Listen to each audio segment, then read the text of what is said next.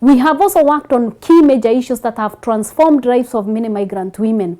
Actually, my first campaign in this country was to protect migrant women being deported. We had almost 17,000 cases of deportation at the time. And I remembered some of the women who had actually participated in capacity building training.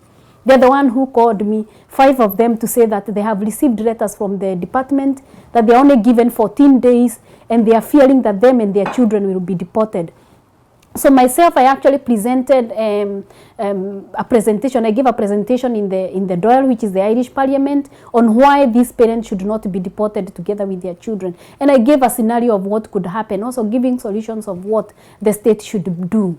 I've gone back to, for example, the Irish Parliament to argue on many policies, policies that actually include racism and discrimination, policies that include domestic violence and experiences of migrant women. So we work on many levels, but what I want to say is that this is a unique platform in the whole country of Ireland. It's also a very well recognized platform within Europe. We are part of the European Network of Migrant Women, for example, of where I'm the co-president. So we do not only take our issues here at the national level, we sometimes discuss them and take them at the EU level at the same time. So that's really, in a nutshell, is Akidwa. How much can you say that the effort we have put in have been able to empower the migrant women, especially the African women, going with what the state we were at the point that you started and the state we are now?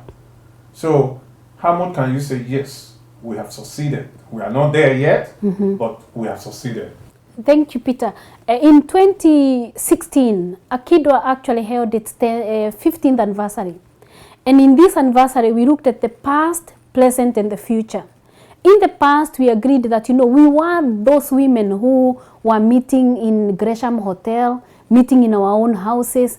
We were the women who were experiencing a lot of racism and we were keeping quiet.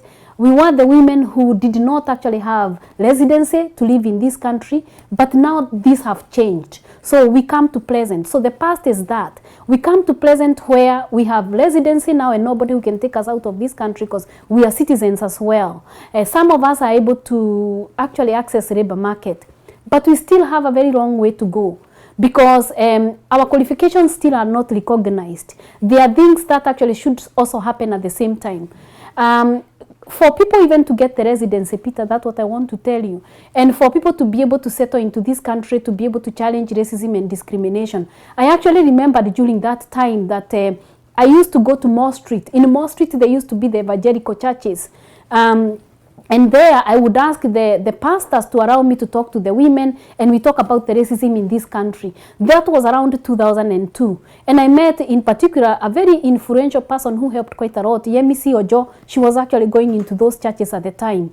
And what I did, I trained them, understanding racism and its impact into the community. These people went into school. Mrs. Yemisi Ojo used to go to school with other women to talk about the impact of racism, how it's impacting on their children, how it's affecting them. Where we've not been able actually to eradicate racism, we've been able to talk with confidence about it and challenge it and actually tell the society that this is not going on. We are part of this community, we are part of this society, and this needs to be handled as well by the state or by the government. We've also fought, I have written so many letters, on stopping the deportation of many people, of actually helping people to access a job.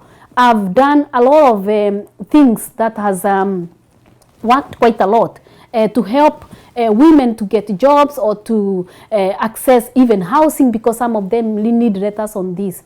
I want to tell you that we have achieved quite a lot.